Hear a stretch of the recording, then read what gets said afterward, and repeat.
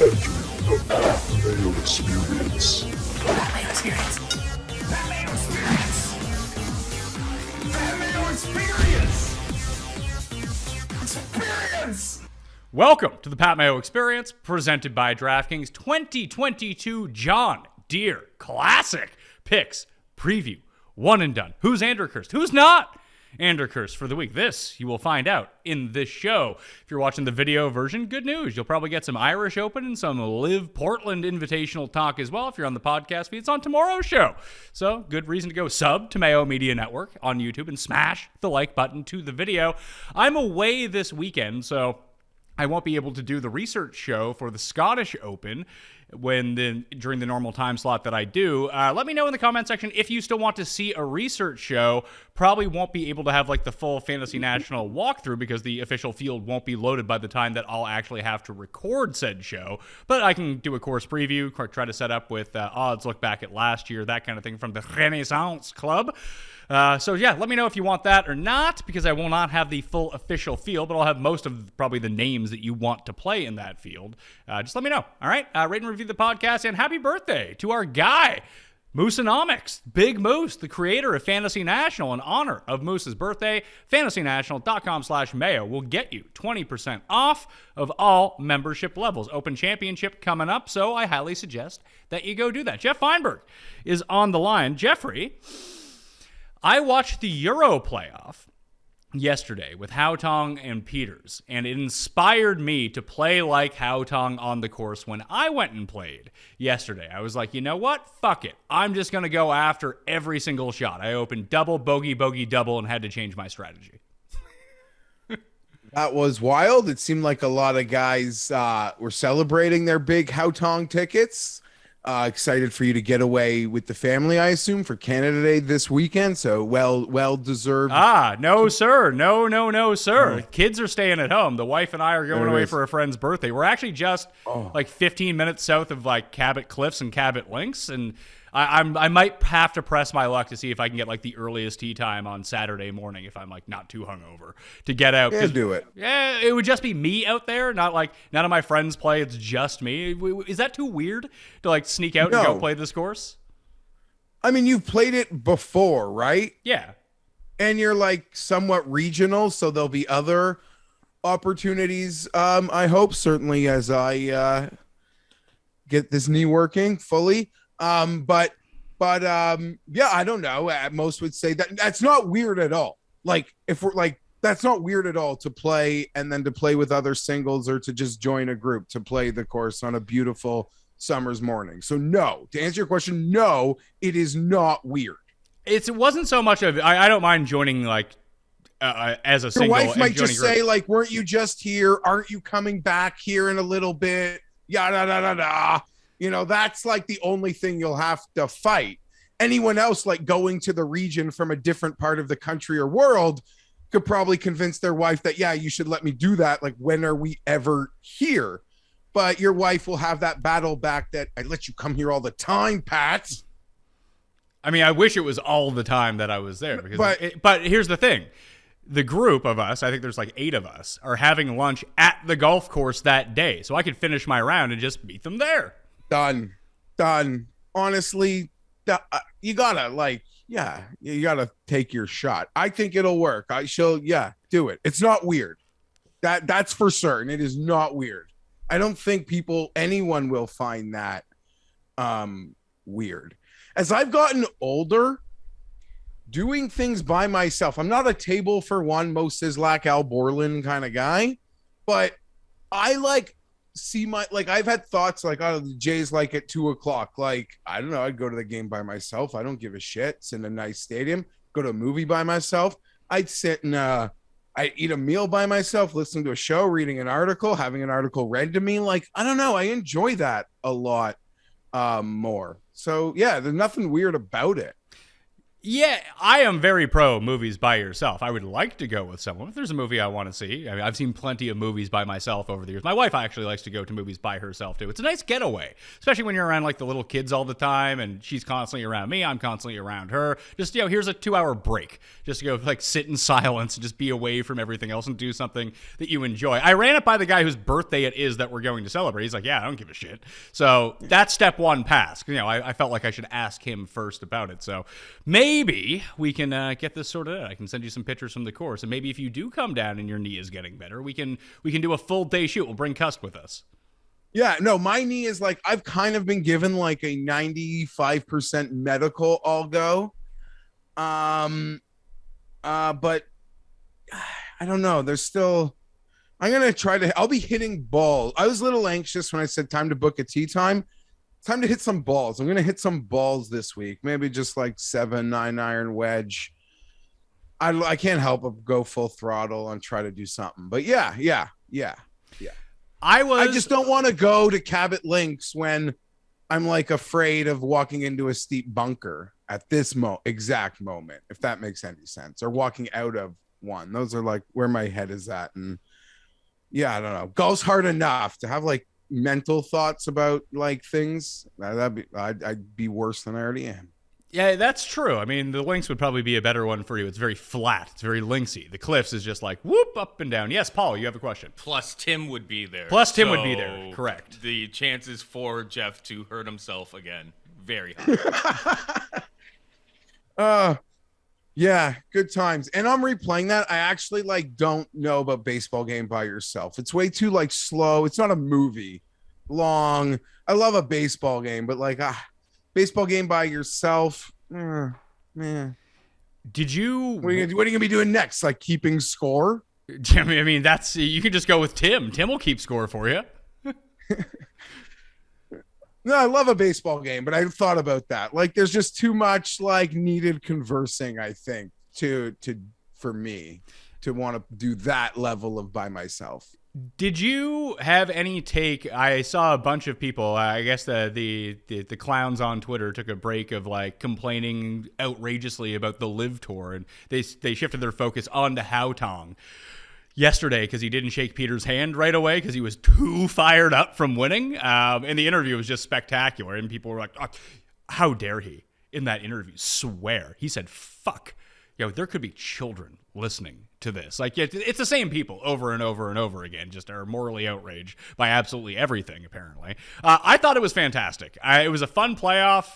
Apparently, Peters had no problem with it. They talked afterwards like they're pals. It was an incredible tour de force performance in that playoff. Just watching it through, you're like, oh. And then the blade on the chip after the two shots and the putt. It was incredible. Shout out to Haotong. It's been a long way back since he was on that driving range in the darkness at Harding Park, and Cust declared it over for him at the PGA Championship. He went from leading the PGA Championship to being ranked like 1,000th in the world. But now he's back 3 years later. And I thoroughly enjoyed that. I mean, both of those players, Peters and Haotong, are very, I don't know, they're players, I don't know, the camera like finds them a lot, I guess I should say. So I enjoy both of them and how they demonstrate themselves. Nothing Haotong did bothered me, especially if you watched any of that. You could tell that they had a nice, positive day of sportsmanship on the golf course. To know it was taken care of after the fact. Clearly, no surprise. The guy popped. I mean, that's allowed. I don't know. I give him a mulligan on that. So yeah, no issues with the swearing. That's life. Travelers was a little bit different. I was out on the course, so I actually had it taped and didn't know what happened. Came home and watched it. I felt gutted for Thegawa. Reminder. This tournament and Phoenix are essentially the same leaderboard if you go and look at it, with all the same guys doing same fields, same leaderboard, even like KH Lee and JT Poston, Martin Laird, all guys that do really well in Phoenix pop up. Thegawa obviously blew it in Phoenix, blew it again here. He's close though, isn't he? I don't. Would you go back to him this week? I mean, his number is ridiculous, but the 40 on DraftKings is top of market. And I don't think it's that unfair, because there was a moment yesterday I thought it could be like 22 when you're like actually reading the field. Yeah. So I don't think 40 is unfair based on the field strength. We all thought about it watching it in the moment that it just had these Mito vibes as it was happening. And the announcers brought that up, sort of after it happened. And Mito was able, I don't know, these guys are so young. He really is an emotional player. And we know that Mito is sort of this as John Rahm likes to try to be a goldfish, like people that actually know Mito say no, he truly lives and has always been that easy to forget, move on, keep going guy. So he might wear this one a little harder, but I don't think the 40 is unfair. And wouldn't be shocked at all to see him bounce back. You just doesn't this one just turn into a putting contest? I mean, there were two things that were so true in life, Pat, when we were younger watching golf. One was Tiger Woods going to beat all your asses. And number two was Zach Johnson or Steve Stricker were going to play for this thing. And then Spieth came along, and then he was the other guy who was in it.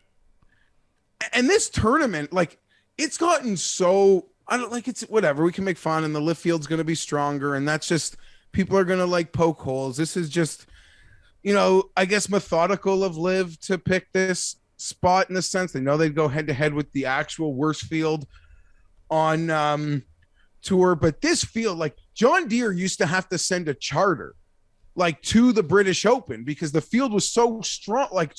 There was a handful of players who wanted to get over that they would entice them to play with a charter. Now it feels like it's, you need to buy a first class ticket to go with Berger. Yeah, Berger, Zach Johnson. Is Jason Day in the Open Championship? I don't think that he is. I have no idea, but if they're restrictive, then I don't know how he is. I mean, he's in this field this week. That's the only plausible explanation I can come up with that he is playing in this tournament. Yeah, they used to, you missed the cut on Friday. You were hanging around because you were just taking the free plane ride. Yeah, if you were going over, you'd see the guy on the range for 2 days and maybe even get an interview if he was good enough. I spoke about this on the research show off the top of the PGA has a real problem right now with this event because they're still running two alternate events the next 2 weeks, opposite the Scottish, opposite the Open Championship for the Barbasol and Barracuda. You have this, then you come out of it, and you're in Minneapolis, and you're in Detroit. And that wouldn't be so bad, except think about the guys that would always play in the 3M Open. You had Dustin, you had Bryson, you had Matthew Wolff. All three of those guys, they're on the LIV Tour. Sorry. Those guys are on the LIV Tour now. And then Detroit, Ricky and Bryson were the two biggest draws that the Rocket Mortgage had. Obviously, those guys aren't playing anymore either. So you have this 5-event stretch, and I feel like the Wyndham will still get a few players just in advance of the FedEx Cup playoffs returning for the first time. People seem to like playing the Wyndhams, but you have this either 5 or 6 event stretch. I theorize that they should make this almost like the Farmers through Genesis, make that its own separate 4-event tournament with a huge payday. They need to do something with this 5 to 6 event stretch. I kind of said not necessarily Corn Ferry-ish, but for all of the mid-tier guys that aren't playing in the Scottish and aren't playing in the Open Championship, try to come up with something. I saw people talking about what do you do with all the top-ranked college players coming out right now that, I think Cootie ended up winning on the Corn Ferry Tour this week, but there's only so many spots available on the Corn Ferry Tour for these guys, or on the Canadian Tour, or on the Latino Tour, that maybe this stretch where the fields are going to be weak anyway, hell, you have Omar Uretzi in the field. I'm pretty sure that guy's 70 years old. Don't quote me on that. He's 53 years old, and he plays the same 2 tournaments every single year. Good player. He has 9 career professional wins, but, he should be on the Sonora Tour at this point. Maybe utilize this stretch to try to build some stars. Matthew Wolff won at the 3M. Morikawa won at the Barracuda. This is a good time to spotlight some guys, and no one's going to be watching these tournaments anyway. Give them something to play for. Put $5 million in for this 5-event stretch that, if you end up with the most points over these 5 events, something happens. You guarantee 20 tour cards or something like that. I feel like the PGA Tour is like Flanders' dad, where they've tried nothing and they're all out of ideas.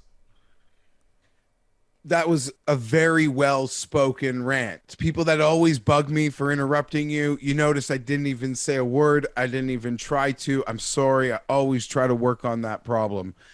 I'm not smart enough to figure out any sort of solution here. And And I think something that you just brought up was great. I mean, we felt that deadness after the Masters, but for a month. But there's like a new landscape now where that deadness is not going to almost be acceptable or go over well. And yeah, they're swimming. They're out there and they're being surrounded by sharks on a boat.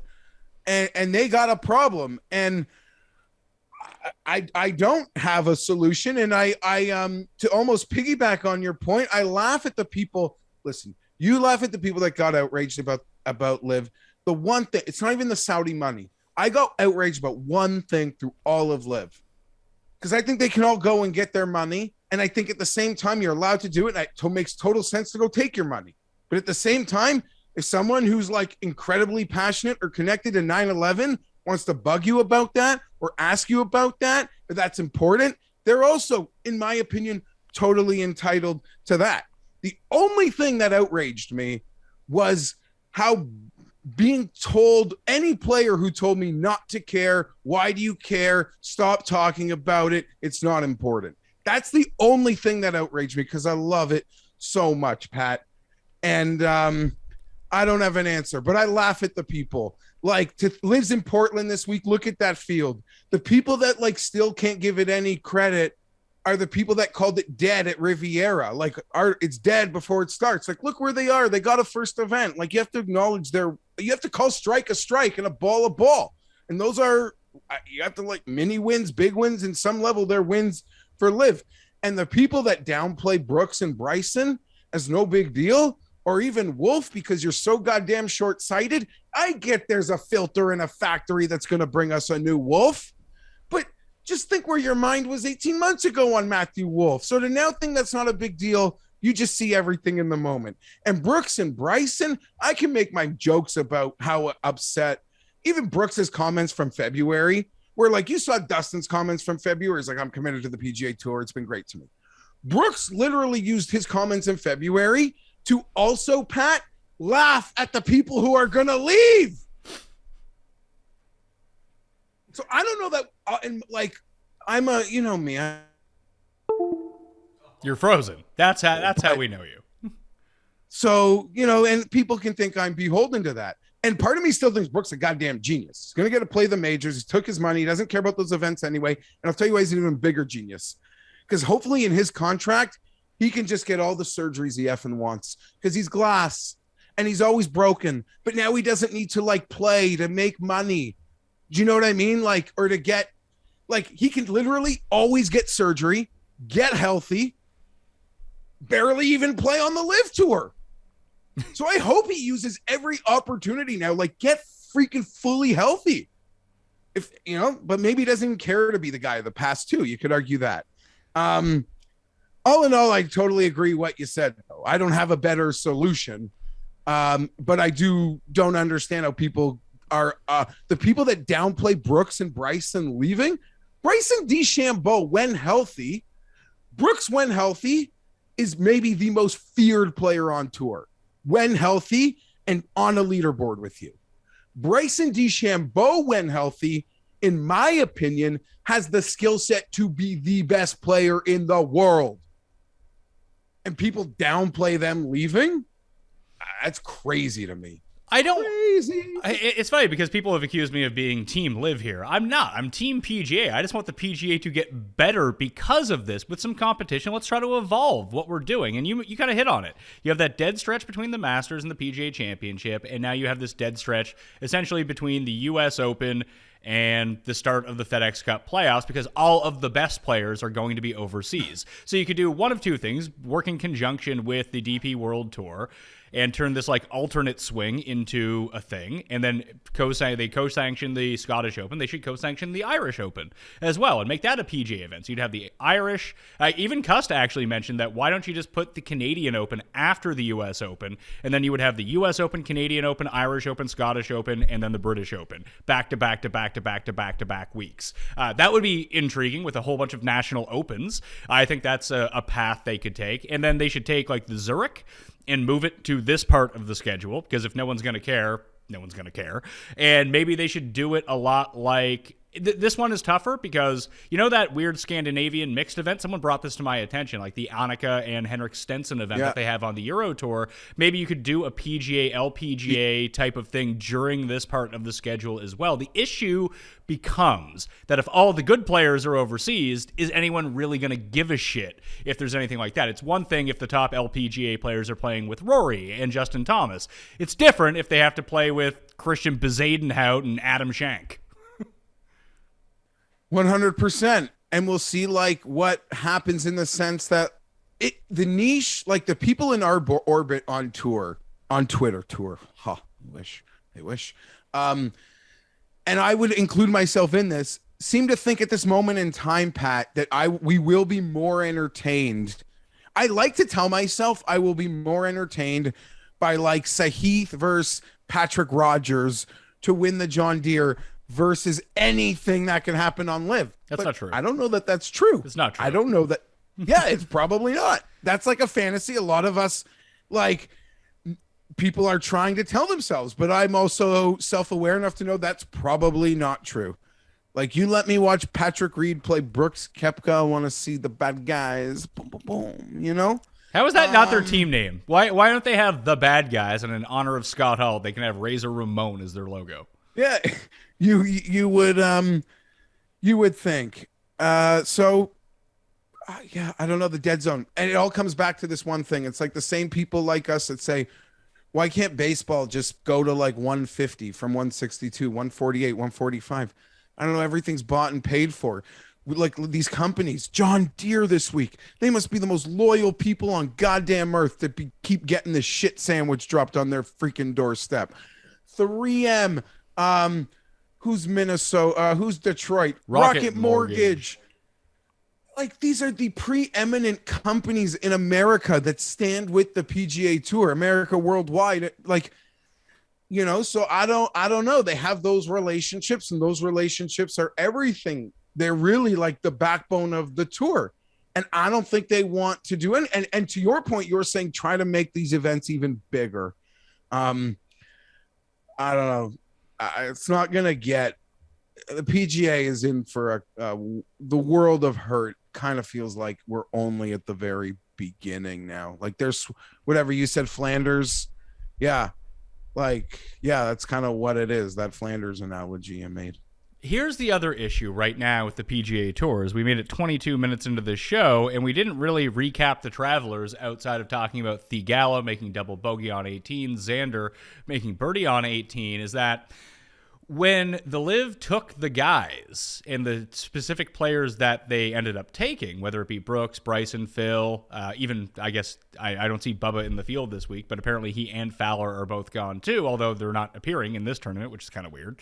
All pit players that people seem to engage with and like. That's the thing. So when you have Xander and Cantlay on a leaderboard, like Theegala is interesting to me. I like Theegala. Is there my wife's favorite player? Are there any two players, great players, top 10 players in the world, like Xander and Cantlay, who are just not interesting to watch like this?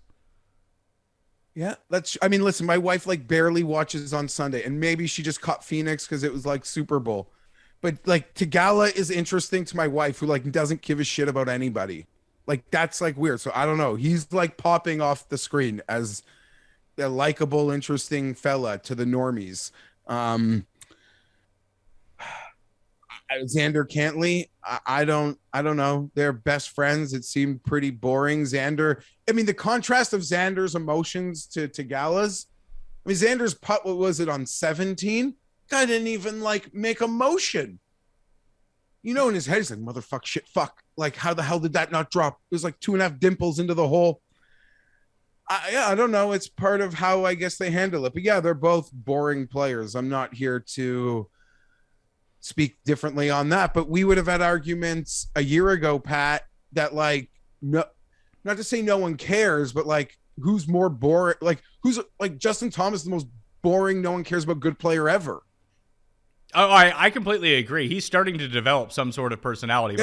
Big time. I would lump him into that as well. And I mean, the reason that they're boring on the course is actually what makes them really good at golf. It's all like Dustin Johnson. Like, Dustin Johnson's a boring guy. Like, no one despite the fact that he ended up on the PIP and he's won 2 majors, he's one of the greatest players of all time. He's fucking boring. He seems like not boring when he's not on the golf course, but what makes if he's him, your friend, he's he's party guy DJ. But when he's on the course, he's like a robot. And so are these guys. And how having that short memory, the goldfish memory, is what makes them so good, on top of just being so skillful at everything. But I mean, shout out to Xander for winning his first full field cut event since the Greenbrier, like 5 years ago. It was funny on the live chat show. And we'll be doing the live chat show this week. Tambo is on vacation. It's me and Ben Raza, 9:15 a.m. Eastern time on Wednesday, to talk you through all of the DraftKings picks, the final bets, the weather, and to take your questions. Someone actually mentioned, it's like, well, can I even play Xander because his win equity is so much lower? And I had to say, it's like, look, it's not that his win equity is lower. It's just we only have such a small sample of events to go through. If you took this event and played it 100 times, his win equity is probably top 4 in the field. That's why he gets listed at these prices every single week, because he actually does have win equity. But when it plays out in your one single simulation, in reality, it doesn't turn out that way. But all of a sudden it does. Like, that's not how anyone should actually judge win equity. I know I've been guilty of it. You've been guilty of it. We're all guilty of it. Sam Burns is a better winner than Xander Schauffele. Well, he has been in the limited time that we've seen him, but Xander, this is like 7th win now? Yep. Very well said. And if anyone's wondering, I'm doing okay. It's not like Xander and Matthew Fitzpatrick were guys like I bet a ton in the last 2 months, and so I'm all right. I'm great. Not gonna get my Xander money back ever now. Well, it's not like they can make him any shorter than he's been. I'm okay. I'm okay. I'm okay. Well, all right. Well, John Deere fun. I'm glad that you're okay. Let's move to the John Deere Classic and talk about this field, which I know this gets said a lot. It's usually around like Pebble Beach, but at least Pebble Beach usually has like 4 or 5 really good guys. This field is trash. Par 71, TPC Deere Run, Silvis, Illinois. The Quad Cities, 7,289 yards. Very easy course. Hit some iron shots, make some putts from 8 feet, win this tournament. Lucas Glover is the defending champion. We've seen Brian Harmon win. We've seen Dylan Hot Fire Fratelli win this event. Jordan Spieth, you mentioned Steve Stricker, who I think went back-to-back years. Or Zach Johnson, another prolific winner at this event from the area. So the guys that are like from Wisconsin and Iowa tend to do pretty well at this event because they're usually the names that come and play at this event. We're not even seeing, we're seeing those 2 guys, but they're well past their prime.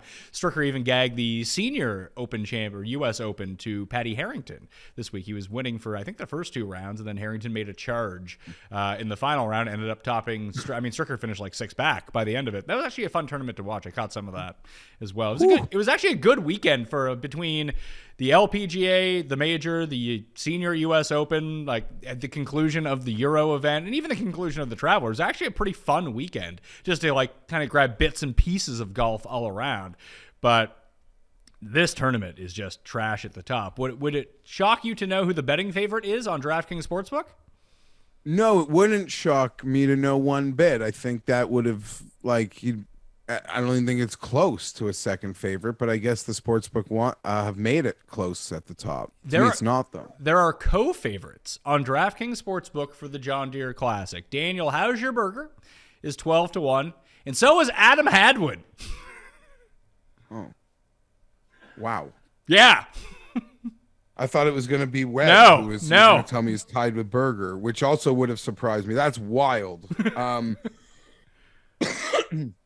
That's wild. Just to Spieth had the hole out here, right? Where he threw the rake, or where Greller threw the rake. No, that was at the Travelers. No.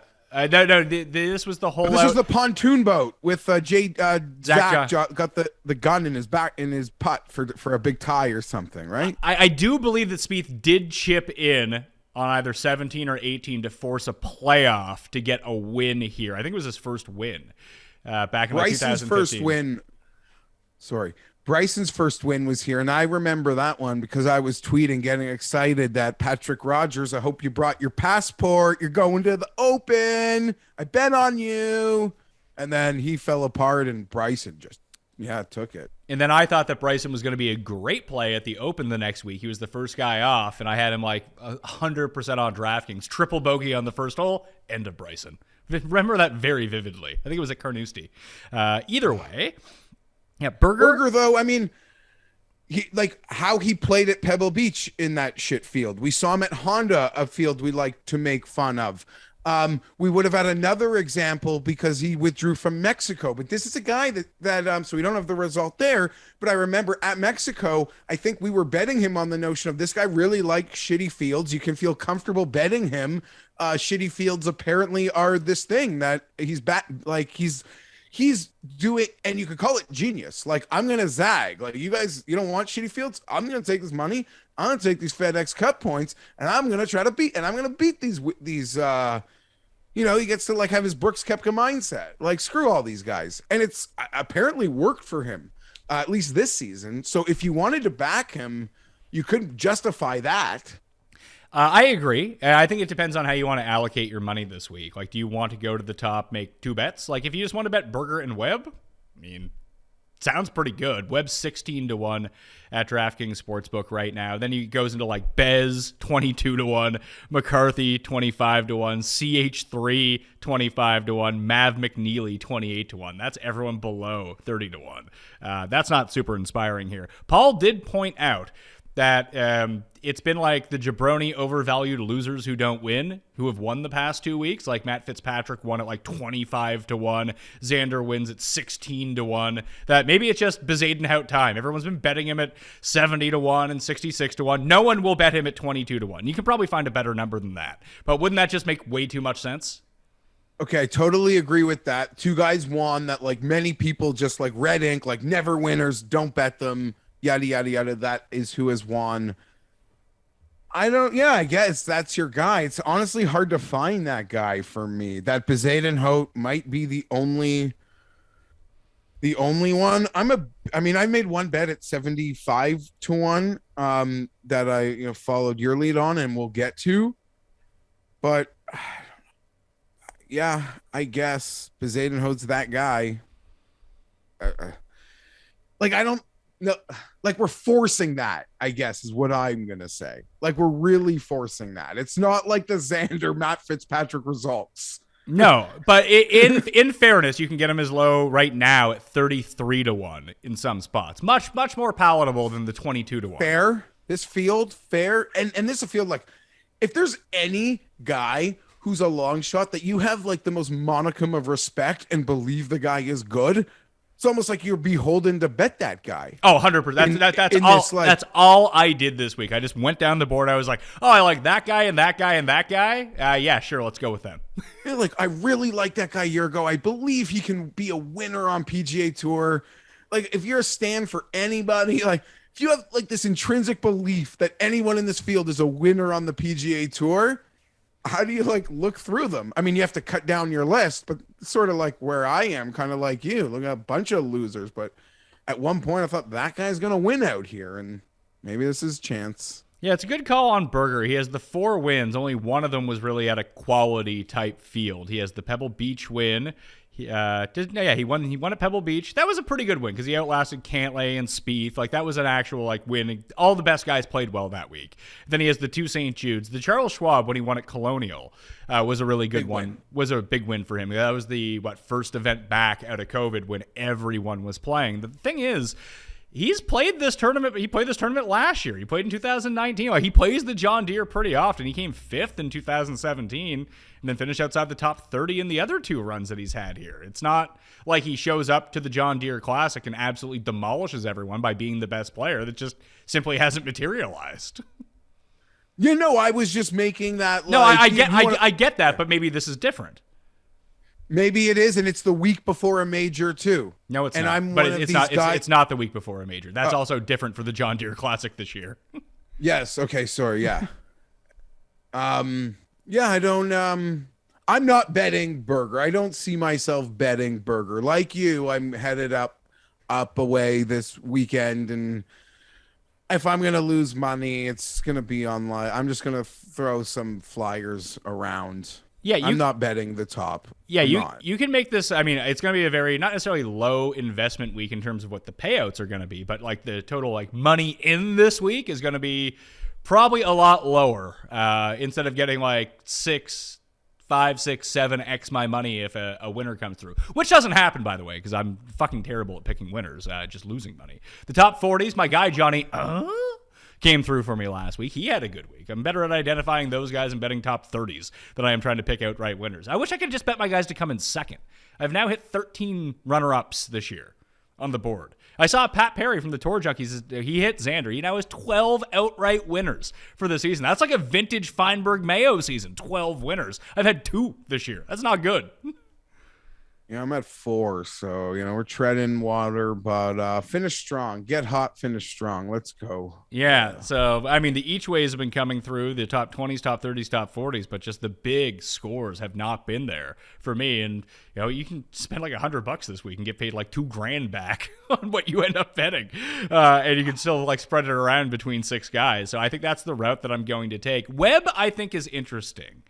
Just to the effect of he's 12 at some places, but DraftKings Sportsbook does have him at 16. That's the best number that's out there right now. He's looked like he's had some life in him over the past few starts. Just looking through the logs, like since he's come back at Heritage, the results haven't really been manifested, but the approach has been really good. It's been getting progressively better. Gained 3 strokes on approach at the Travelers, gained off the tee, gained on the greens. It's really nice to see. Like I would feel more comfortable with Webb than Berger.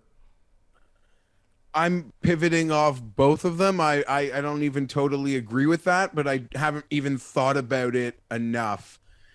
Webb, it's like slowly coming back that if we got the full pop, I'm not shocked. I have nothing to say on that. I would lean Berger though. I'm just talking about for the odds. If it's going to be 12 versus 16, I would say that their chances of winning are about equal. I can't see myself betting anybody who's ever won before. I almost wish I had a hunger scale. Like, who's hungry? Who's hungry? Get it. SG tummy rumbles is what you're looking for? I'm looking for that. And honestly, this is going to be like a very Cam Stewart thing to say, but the death of I get out on the town so little, Pat, that like it's not even a thing that bothers me anymore. And maybe I need to like drive to a college town. But the lack of like old crusty breakfast diner, just the death of it is just such a downfall of society. They're all just replaced. Hold on, replaced by these bougie places that have to like sprinkle parsley or something on my shit. No, there was a place that I loved and the demolishes came through and now it's condo and fuck, like I need it so bad. I needed that grease so bad. Are you talking about where you were or by your house? Because I can give you some locations in the downtown core that meet the criteria that you're looking for.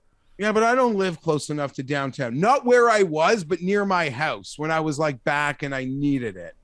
Oh. And I'd even go there after recording right now because you might not be able to tell by looking at me, but I need an injection of grease to like offset things that are happening inside my body right now. I would say, and this isn't the optimal way to do it, because I do think that diner food, especially greasy spoon diner food, you want it like you want it the moment it comes out of the fryer because it has diminishing returns the longer it is. However, if you did want to like get DoorDash or Uber Eats or anything like that, you can just kind of scroll through it, just put it in diner, see what you got. Like, there's a couple really good ones downtown that have been there for like forever. Like the first date I went on with my wife was at a Greasy Spoon diner because I was so hungover, forgot about the Tinder match that I had, and just kind of like rolled in hungover, showed up to a diner, and we still every time we go to Toronto legend. Now, you're a legend. We go back.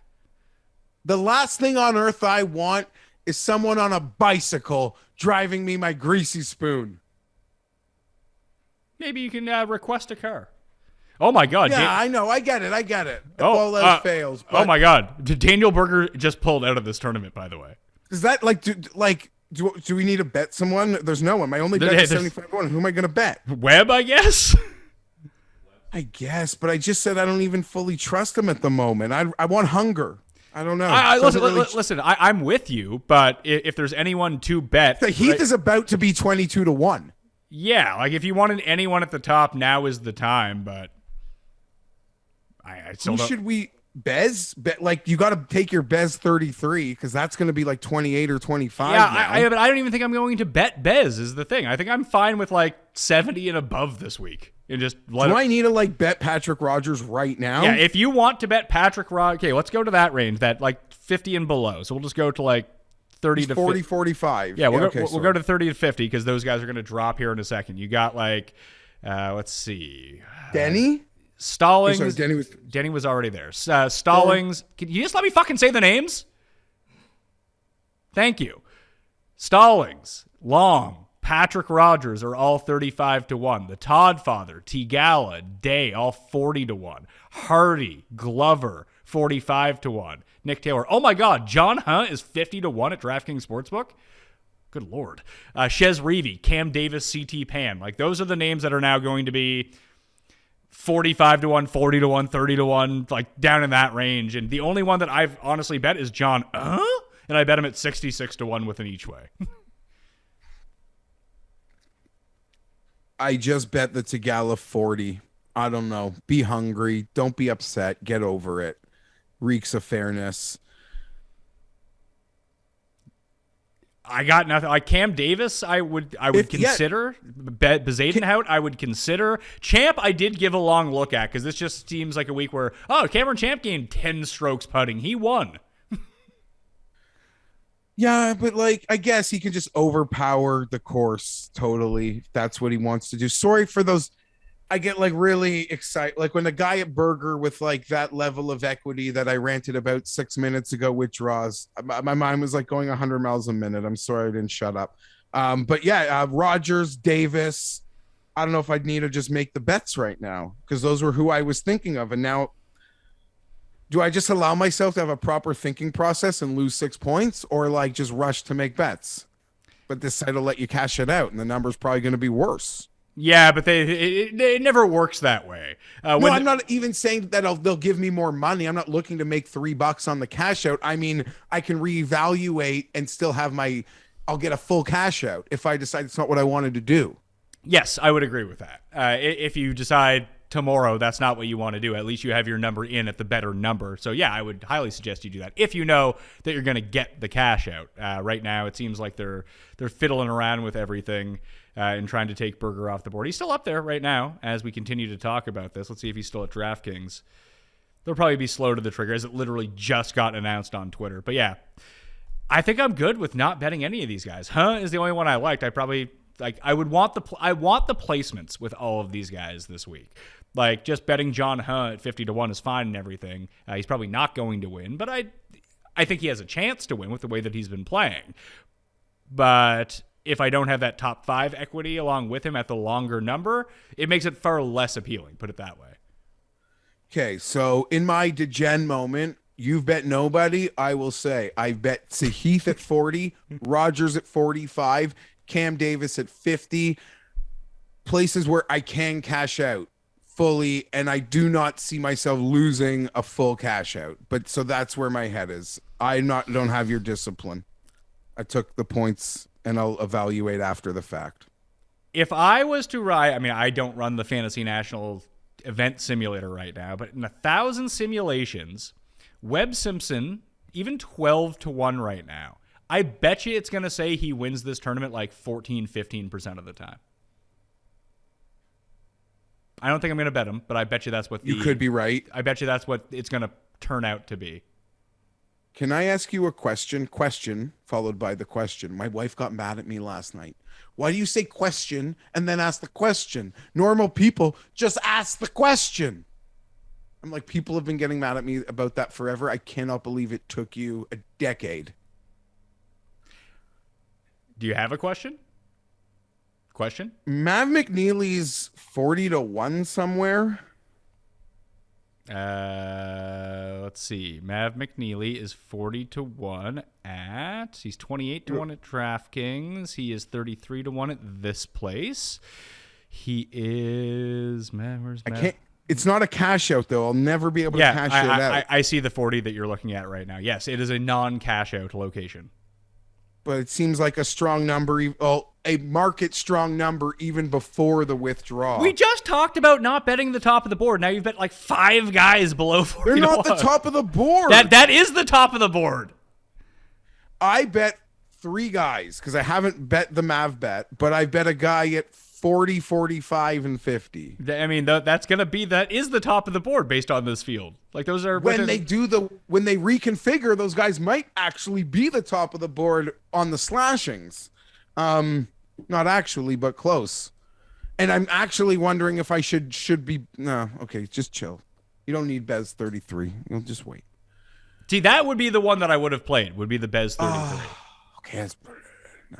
I'm not playing it, but you can play it. No. What do you do with Jason Day in this field? Ignore. Just He gets me, I'll be happy for him. Ignore, but he's an Ohio boy. Like, technically he lives in Ohio, and some people say the reason he lives in Ohio cost him at least one major, but maybe he can win a John Deere this week. I mean, it's always worked out so well for him at Muirfield Village, being local to that course.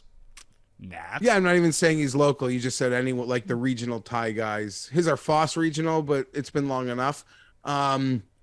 I don't know if desperation breeds brilliance for Jason Day. I will be happy for him watching on Sunday. I will not win money off it.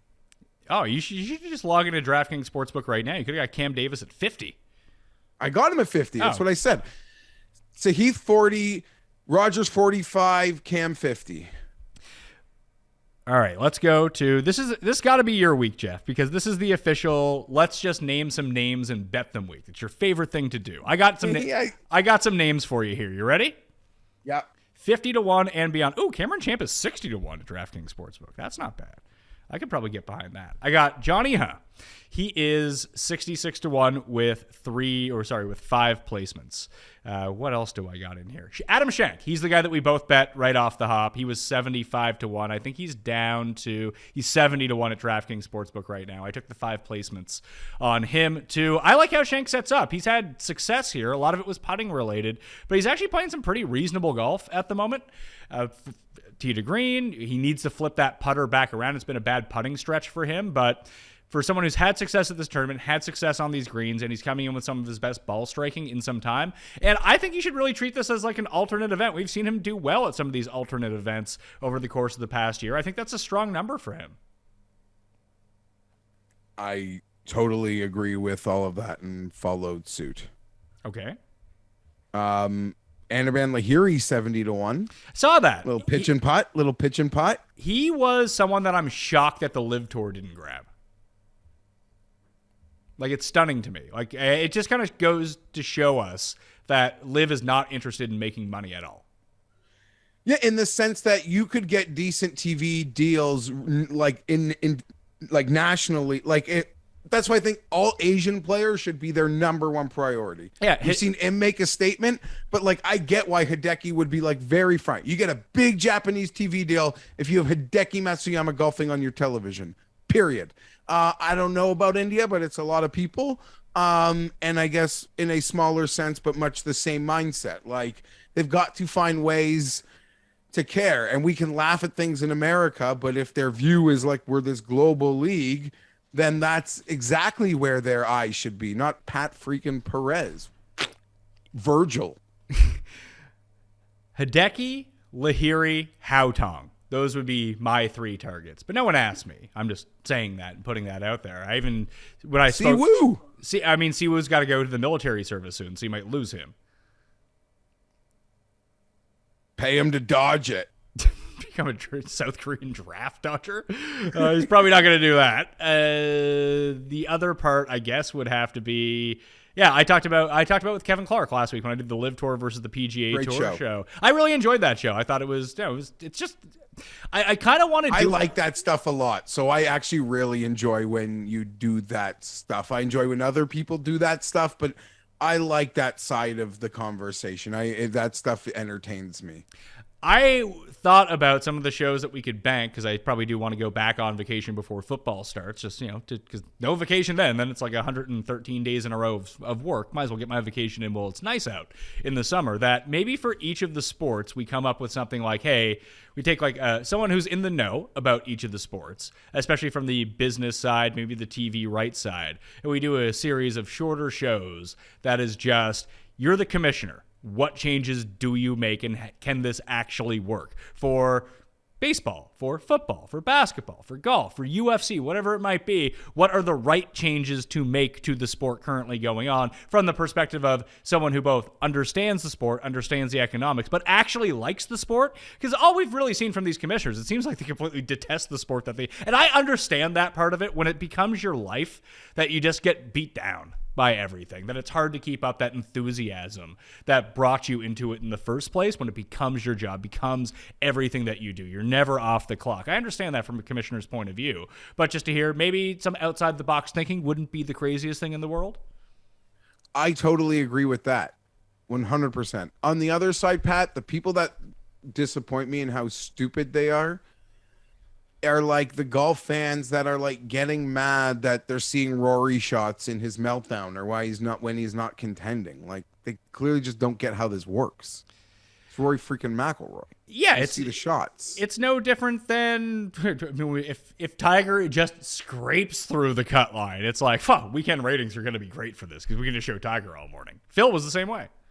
Yeah, no. So like, how come I cannot believe you didn't show me my Nick Hardy shot? And listen, I tracked it. Guy was pin stalking, but I don't know. And I guess that goes to a bigger problem. But I guess like it's the surprised aspect. But I also come here the morning after a major and act surprised that the coverage is worse than like exponentially inferior swing season events. So, what do I know? Is there anyone from 50 to 100 besides Shank and I bet John that you actually want to get money down on? Actually want to get money down on, no, but it's funny to see, like, I see Svensson 65 DK, 100 elsewhere. If you could trust his putting, much like Doug Gim, there's a chance like it's 6-footers all week. I did mention Lahiri to you, and I'm going to finish this off by mentioning two names. One, Lanto, because for some reason I can't stop losing money on a bad player like him. Not even in outright markets. And two, a return of Pendrith, Pat. I thought I'm happy to see him back. I'm not looking to, I guess, bet him, but maybe a little life, maybe some DFS. I thought that he was supposed to make his return at the Canadian Open. Obviously, the rib injury was still affecting him to the point where he can't. So I don't even know if he's going to end up in this field. Based on the DK odds, I bet Sam Ryder, but I bet Sam Ryder at 160 to 1. He's 80 to 1 at DraftKings Sportsbook. I have a feeling that he's going to be a popular selection. So if you can shop around, find a big number, grab those placements. His approach game has been excellent over his past 4 starts. You just need him. Listen, he makes an eagle every second shot, but then he starts making triple bogeys. But he's another one who's played really well in alt fields over the years, and I think that's how we have to start to assess this. This is an alternate event with slightly better names, but most of the same names, and I think that Sam Ryder can contend in something like that. Libiota at 80 to 1 also had my interest, but I don't think that I'm going to get there on him. It's funny, I grabbed Ryder at literally double the number that DraftKings has him at right now. Okay. You okay? Let Libiota have a high crown. He had his run. I'm not, that one doesn't interest me. I'm very much in tune on the Sam Ryder. On my first look, that was one that caught my eye. I haven't bet it yet, but you telling me it's going to be popular is something. I'm only guessing it's popular because it's 160 in one spot and then it's 80 in another spot. Like maybe it comes back from the 80, but it's definitely going down from the 160. Like I'll guess. And this is also, we always talk about, well, never mind. DraftKings, best. Yeah. Find it. Yes, Paul. It's already 125. At the other place? At the other place. All right, yeah, so that's steaming down. Like 80 is going to be the number. DraftKings just knew that should have been the number to begin with because that's where it's going to end up. Not surprised to hear it dropped. But between 50 and 100, that's it for me. Stricker's playing. Like, why not? Wedges. He's been playing really well. Phil won a PGA Championship off a great little Champions run. Stricker's been playing great ever since he came back from his like crazy illness. He's been amazing. It's not that this tournament's going to be any different from him. It's still a pitching wedge and make 9-foot putts. He can do that. He certainly can. He is not disadvantaged here. If again, guys like Champ or P-Raj like want to throttle up and attack the course in a different way, I'm certain they can get it close enough to the green where they can be hyper successful. But yeah, it's you said it. It's the 10-foot, 12-foot. You want to call it a putting contest like the MX, but that's the problem.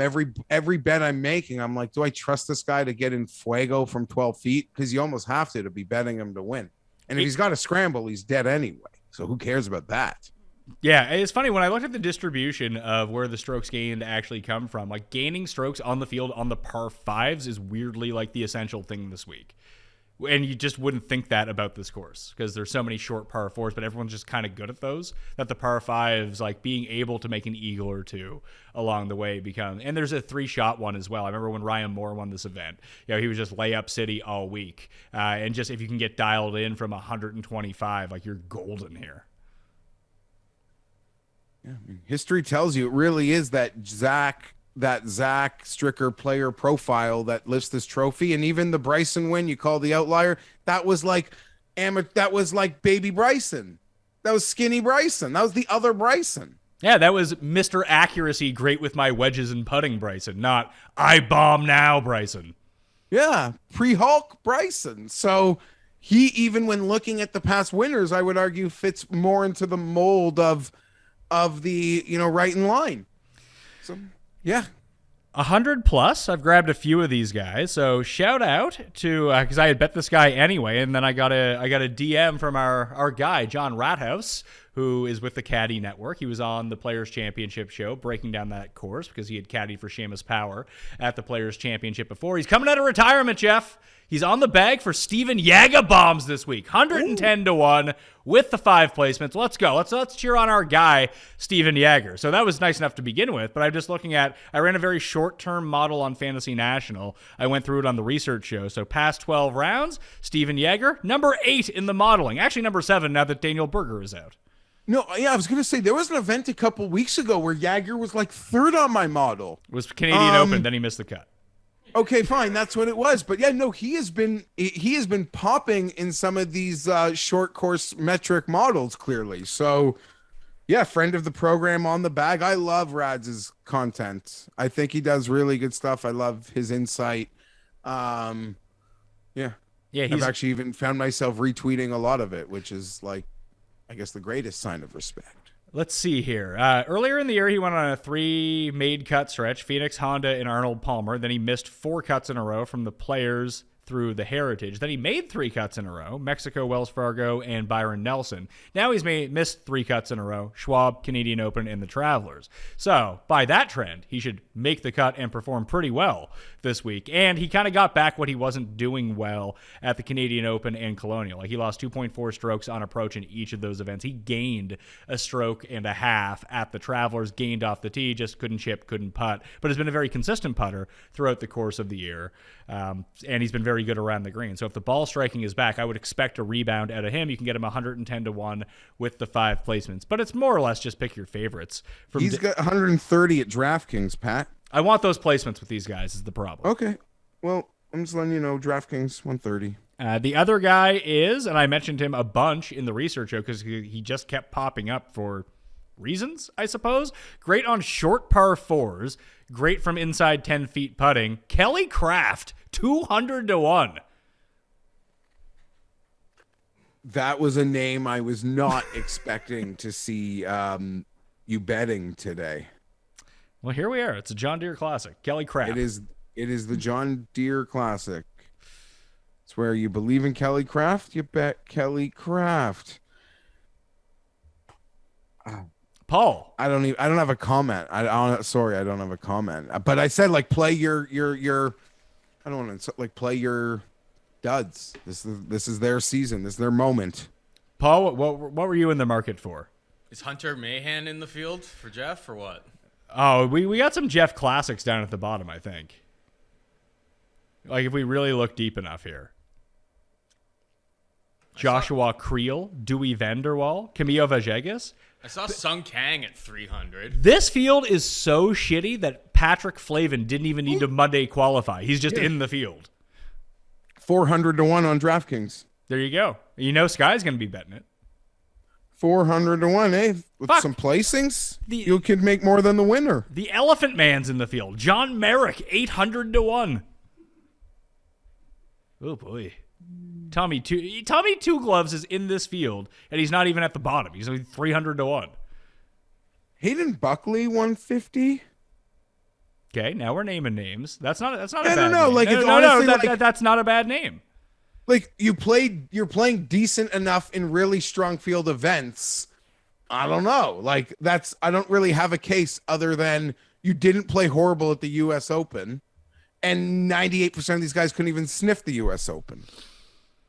The numbers. That's the case for Hayden Buckley, and Yeah. he's 150. Yeah, and he's buck and he likes to fuck. That works for me. I can get behind that. I'm looking at 150 as well, and this is just a pure what the numbers are telling me. John is number 1 in the numbers that I ran. So you're betting and Yeah, I don't know if I'm going to go that far, but Lee Hodges rates out really well for me. Why? I do not know, Jeff. Let's see. What's he up to here? Oh, he's gained on approach in 3 straight, made 3 straight cuts. Lee Hodges, DraftKings, first round leader. Let's go with that. He's 150 to 1 right now at DraftKings Sportsbook. And you have other guys. I saw Charlie Hoffman's odds just absolutely crater. Did Doc Redmond die? Because I feel a year ago in the shit fields, he was the guy people wanted to bet. And I'm seeing 200 to 1 on DraftKings. I'm going to bet Bez. 33? Yeah, 33. That's going to be the number. In on Bez at 33. He's the Ain't going to jabroni. get better. Yeah, he's going to be the jabroni of the week who's never won that everyone bets that everyone's going to pass on because his odds suck this week. And like Xander and like Fitzpatrick, he going to win, but probably not. But if it's wedges and inside 10-foot putting, he does do that very well. Very well. Sorry. Like, Doc Redmond's clearly still alive, but is his game dead? Yeah, it felt like he was on a mini run a little bit earlier this year, and by mini run, like not coming in last place anymore. He's not Smiley Kaufman, put it that way. I just remember people had this thing with him that, like, he peaked in the shittiest events, but he was still at a low number. Now we're at the shittiest event, it's 200 to 1. So I wonder where those Doc truthers are at. His 2 best finishes this season was 25th at the Farmers and then 26th at the Players. He's missed 4 straight cuts. This ain't it. And he was 67th at the Valero, 48th at the Heritage. It's been a really bad run for old Doc Redmond. Okay. Okay, 2 more names. One just for the jokes. Grillo. The concept of the course seems like it's a Grillo setup. Yeah, but you have to make a whole bunch of 7-footers. And then when you think that 7-footer was supposed to drop and it doesn't, you give the whole 2 birds, the whole thing goes to shit. Smotherman, I'm seeing like a consortium of different numbers. 110 to 1 at DraftKings Sportsbook right now for the Smother Man. I never bet Smother Man. I just play him on DraftKings and he screws me. So I'm pretty used to that by now. Matt Wallace is 130. Like, he's a good player. 200, I feel like I even saw. I could be making that up. The name that I really did want to focus on here is Goddard played pretty well last week. I think did he end up making the cut at the U.S. Open? I can't remember now. I think he did. After we all used him in Canada, and he was dog shit and missed the cut. But I feel like he could be all right here. Yeah. To bet him to win? Or like we're just going to have a nice week? I don't know. We just had an amateur almost win the Travelers Championship. Goddard's supposed to be like, one of the better college players who is coming out of college the past few years, and it looks like he's starting to get a little bit more comfortable. It wouldn't be, we saw Wolf win right away. We saw Morikawa win right away. Like, why can't Goddard win in this field? All very good points. So 100 and what, 50? He's 150 to 1. I don't know if he's any better anywhere else, but Goddard, 125 to 1 at other places. Oh yeah, there goes that Sam Ryder number. Like, I would prefer to bet Sam Ryder, but Goddard seems like he's all right. Let's see. He was T43 at the U.S. Open. He was T35 at the Travelers Championship, missed in Canada. But earlier this year, he was T7 in Puerto Rico. Okay, I will defend this bet by saying 99 out of 100 times, Pat. 99 out of 100 times, I would rather bet the unknown of what the unknown ceiling that I believe Goddard has versus like just name me a handful of has-beens who are at the exact same number, who I know what they're capable of. And I'm not expecting them to give an eclipse this week. Well, here it is. Here are the guys that are listed at exactly the same price as Goddard. Grayson Murray, fun times. Michael Thompson, Brandon, woo! My guy, Lee Hodges. I'd probably bet Hodges over Goddard, but he's another guy with sort of like unknown qualities. Hey, Kelly Craft, I bet him, but I bet him at 200 to 1. He's 150 to 1 at DraftKings. But Benny Martin, Sean O'Hare, Paul's guy, Andrew Novak, Chase Seifert, Chesson Hadley, Vince Whaley, Charlie Hoffman, Captain Ramius, Buck Fucks, Peter Malnati, Taylor Moore, and then Goddard. Like, Goddard has to have the highest upside of those guys. Yeah, so, I mean, there's some other guys, but you could even go, like, shorter, like to pick on, like, a Von Taylor at 130, like, who I guess you could argue, you know, this sort of course can work. I would take my swing with the unknown of the ceiling of the Goddard than of your Wu, your Taylor, and pretty much 98% of the players you listed. Every time. Every time. So we're doing it? We're doing Goddard? I don't know that I'm doing it, but I'm saying, like, if I make that move there, I'm playing for the ceiling versus the has-been. Like, all my bets in that area will be for the ceiling versus the has-been, a la my Buckley call out, like much on that same line of thinking. All right, I'm in on Goddard. 150 to 1 with 5 places. Now, I've already built my card. It's Monday morning. It's going to be a fun week when I don't watch the John Deere. Although, if I have that was the problem with the Travelers, why I didn't really care. I didn't have anyone in the running. Like, the only bet that I was like half sweating was John top 30. It was like, well, he should theoretically get this going, and I think he finished T13, so it worked out. But like, he's going to have a really terrible day to fall outside the top 30 here, and he didn't. That was the only bet that was even close to winning, because Steele and Damon and Riley ended up just going the other way. Is not fun. No, I'll just put it at that. It was not fun, but it was entertaining. You see a guy like Sahith taking on a player like Xander, and on that note, I don't know how much we spent time speaking about him, but I'm sure the Twitter loves the postman this week because of yesterday. And they should. And I've seen his odds drop already. No, as they should. Why not? Look at this event. Look at this field. Play the guy who's hot, who just lost to Xander Schauffele by a stroke like that, or two. But I will not besmirch that one bit. I'm saying I've seen the line drop at almost around the shops. Poston rates out number 4 in the modeling that I ran over past 12 rounds. It goes, Lee Hodges, Nick Taylor, Poston, Cam Davis, Stallings, Jagger, Svensson, Hubbard, Gutchewski, Stricker, Webb Simpson, Thigala, Bezadenhout, Pendrith, who hasn't played in like 5 months. You know, you said a name in there that I haven't even seen. What are Nick Taylor's odds? I think they're like 50 to 1. Oh, I guess that makes sense. Yeah, they are 50 to 1. Yeah, I don't. That's a guy I'm thinking about. But I don't know. I mean, I don't want to name anyone else. Just bet him in the low Canadian market, since Hadwin's going to be like minus 500 to win this event by Thursday.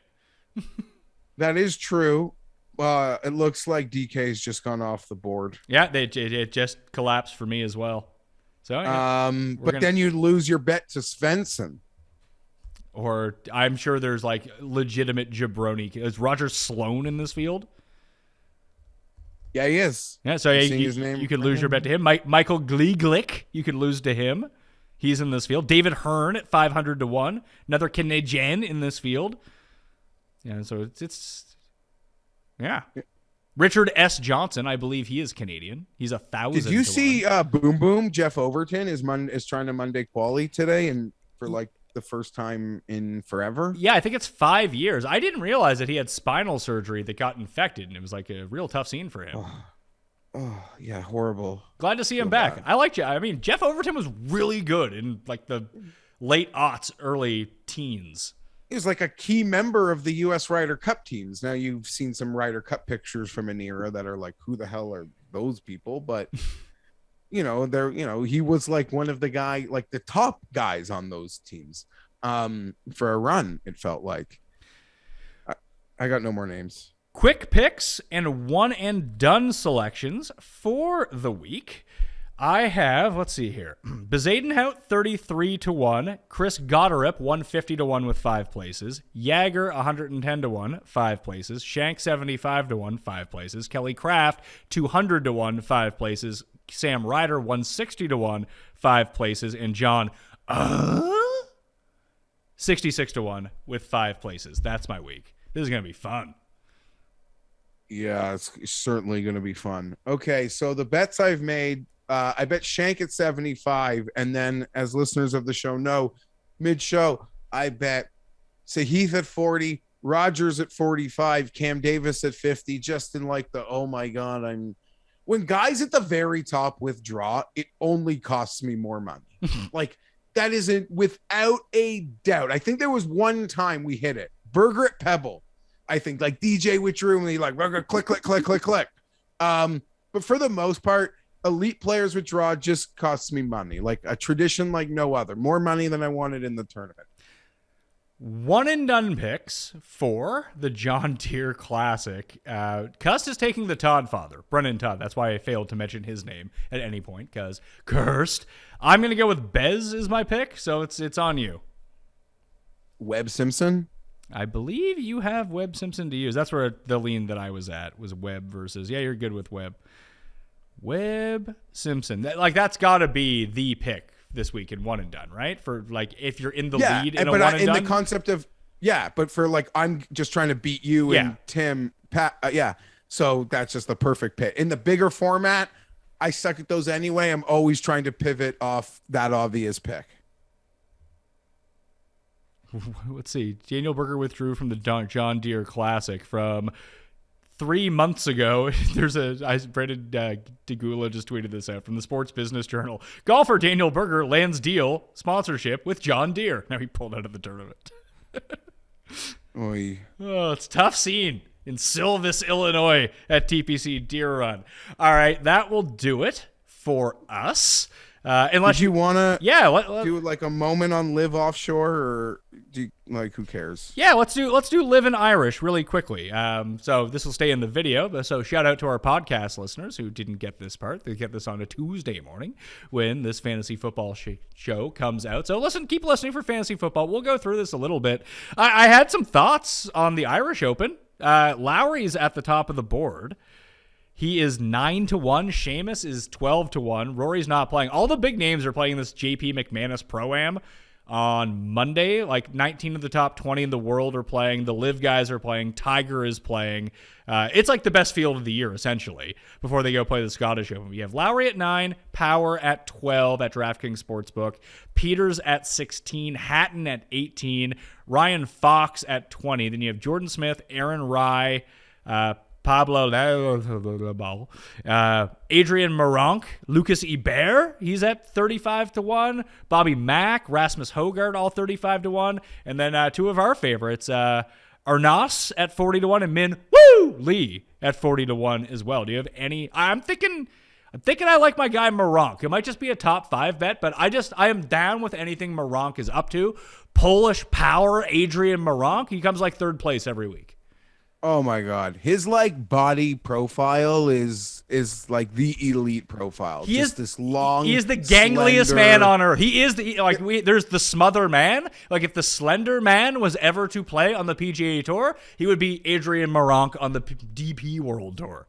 He's like Justin Thomas, but just almost an extra foot. Maybe not that tall, but you know what I'm saying. Like that's a slender, amazing.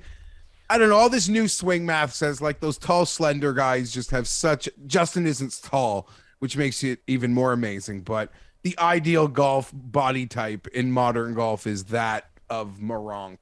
How much is 1.97 meters in feet?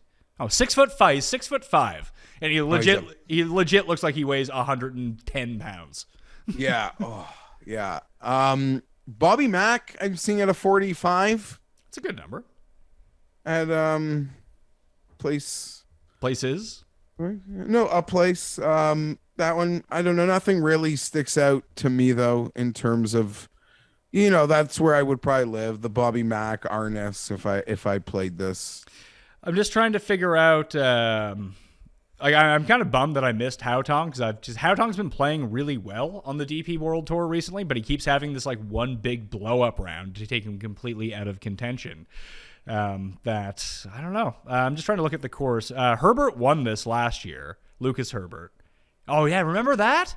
Herbert won it in 20. Who the fuck did he beat? It was gonna kill me. He won in the playoff because remember we had him and he drove it into the trees. Now I can't remember. I remember having him, but it's all a bit of a blur. But I'm pro anything Herbert. It was Johan I think it was Dick Bland actually ended up in that playoff. Anyway, maybe we go back to Herbert's been playing like all right. He's been like the king of chipping it in. Guido 75 off his great U.S. Open. Yeah, was it Guido? No, was it Guido that lost here? Now everything is just twisted in my mind because I remember having Guido at one of those events, and Guido absolutely blew it against Dick Bland. I think it was. No, it was Richard Karlberg. Herbert ended up beating here last year. Yeah, it was Bland ended up beating Guido in a playoff at one of these events when we had Guido. Just looking back at last year, Bland was 4th. Bland was in the middle of a great run.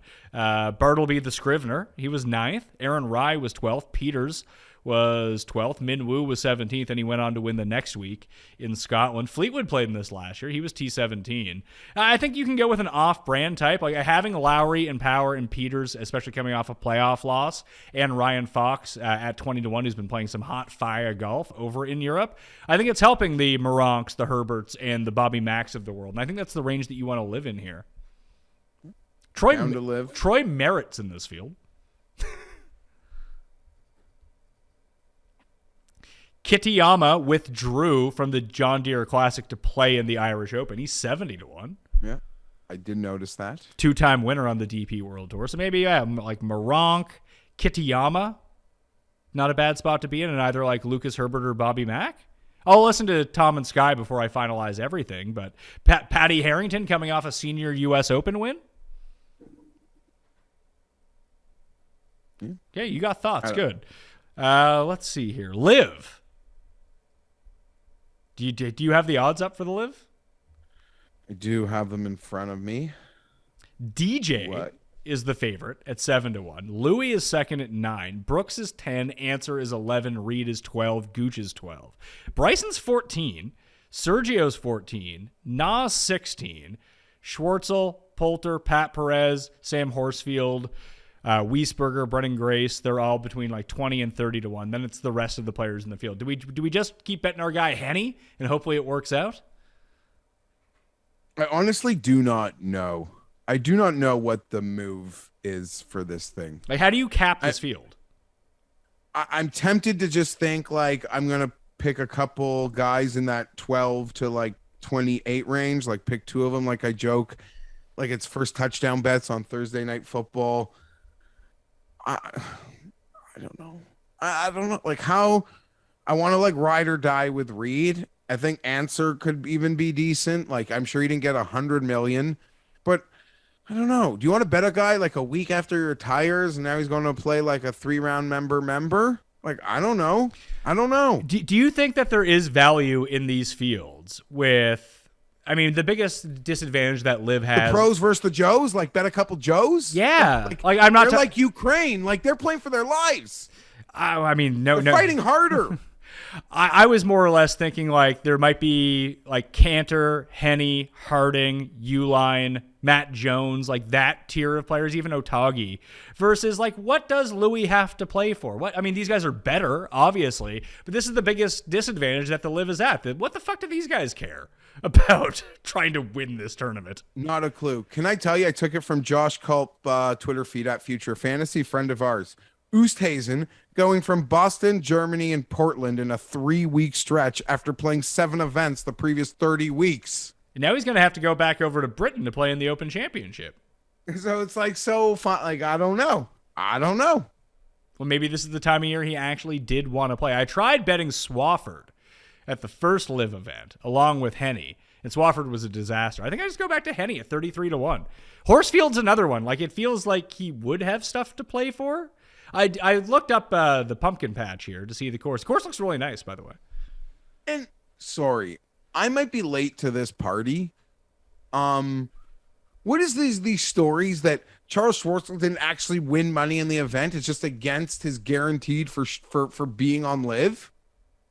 Do you know what I'm talking about? I saw this. So essentially what the rumor is that all this guaranteed money that the LIV guys were given to come out and play on the tour, so like a $150 million guaranteed to Dustin Johnson, whatever the number might be, that if you win the prize pool of the tournament for like $4 million or $5 million, that you don't actually win that money. That's just like a part of the fee that they paid you in the first place. So until you win more than that money, then you don't actually get paid out any more money. I have no idea if that's true, because that could be, I mean, it could be, listen, I wouldn't put it past them to be true. I would guess that one of these guys' lawyers would have looked into that before they signed the contract.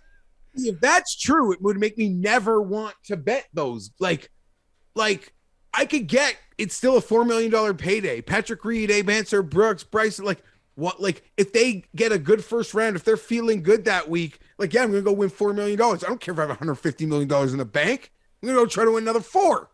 It's like the FedEx Cup playoff. It's like, I'm going to get 10 to win, but I'm still going to make money for Eastlake. Like, you know, it's a double. You're telling me these guys aren't hitting the doubles? This is, I mean, it's not going to be breaking news at the moment because people will be, I mean, people who are watching the video will have this, the podcast people. LIV Tour Showdown, 100K flop shop, 25K to first on DraftKings this week. Heard about room rumblings. Good for them. Makes total sense. Like, if they're playing, contest it up. So let's try to find our guys here. Like, cause you wanted to play this like Thursday night football where you just bet like 2 jabroni tight ends to be first touchdown. No, but not necessarily jabronis. I bet Kittle at 8, 10, 12 to 1. Like, I can go down that way too. Like, DJ is playing the best of anyone in this field. Gooch had a good U.S. Open, by the way. Like, do you think that the only one I could see taking the, like, of all the guys at the top, like, even Kevin Clark said that, like, Answer did a discussion about how he wants to focus more on his, like, business ventures now. And this gives him money to invest in, and it gives him more time to speculate on this. Out of anyone in this field, I feel like Bryson's the bet. 14-1, like, you're getting way better odds on Bryson than almost anyone else, like, comparatively to the talent level. And I was watching some Instagram videos of Bryson just out in Dallas grinding.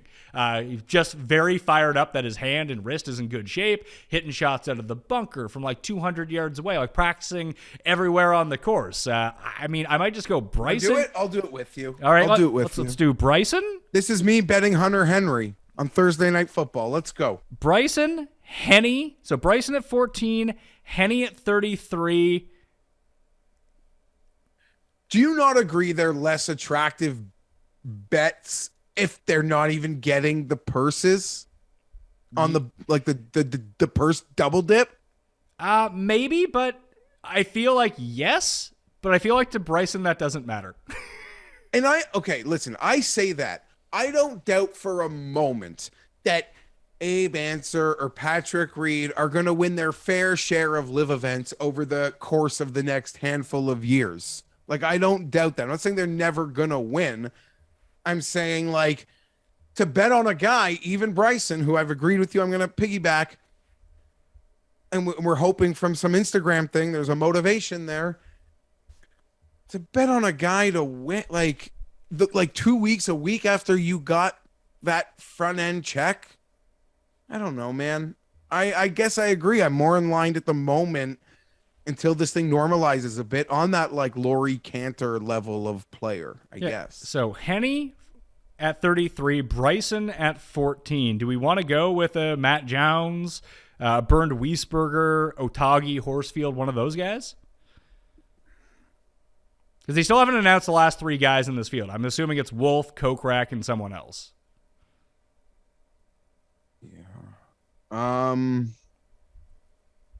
Sean Noor? No, he's too bad. Yeah, I don't think we're going to bet Sean Norris. Yeah, no, he's too bad. We've gone too far. We'll go Bryson and we'll go Henny. There we You're go. like, I'm not fully on, like, I watch you in Sky and I've seen it in front of my eyes. I'm not like fully on this Henny wagon. Do we feel like these numbers is a fair number, or you guys are No! just ride or die Henny? Ride or die Henny. That's where we're at. Okay, I just want to know where, if I'm jumping on, I just want to know where the guys that are about him are in the stage. Okay, that will do it on the Pat Mayo Experience. G Fienberg 17 on Twitter. That way you can keep up to date on all of Jeff's. I mean, have fun doing content this week. There's actually a great DraftKings week for the John Deere Classic because people are legit not going to give a shit. People are going on vacation. They're not focusing on content. So I would recommend that anyone out there try to gather a consensus of what people are saying the plays are and just do the opposite of that. That is the easiest path to the top. I will talk about that 9:15 a.m. Eastern Time live on Mayo Media Network with Ben Raza on Wednesday. So tune into that or catch it on the podcast feed. But I assume you're still doing all your obligations of producing content this week. Yeah, all of it. And, it's a, especially like, the lot, like books are going to be all over the place. It's a hard event for them to get pre-tournament, Pat. If I was doing nothing this weekend, if I was home doing nothing, I'd almost consider making no bets. And the type of number you will be able to catch on like a Saturday or late Friday on a guy who the book has never heard of making his move that you respect, there's going to be like a huge opportunity. I'm going to be on the lake, so I'm going to miss it, but there will be a huge opportunity, I'm sure, for people to play that lane this week. Totally. Sub to the newsletter. That's going to come out on Wednesday evening. And sub to Mayo Media Network. Smash a like to the episode. And let me know if you do want a research show that's going to be well in advance for the Scottish without the completely finalized field. But most of the names, I'm guessing the answer will be yes to that. But hey, if you don't want it, less work I have to do. Anyway, tune into the football shows coming out on Tuesday and Thursday. And we might even have a special Cust Corner coming out in terms of America Day next week. Or we'll just do golf instead. Either way, I'm Pat Mayo. Thank you all for watching. I'll see you next time. Pat Mayo Experience! Experience!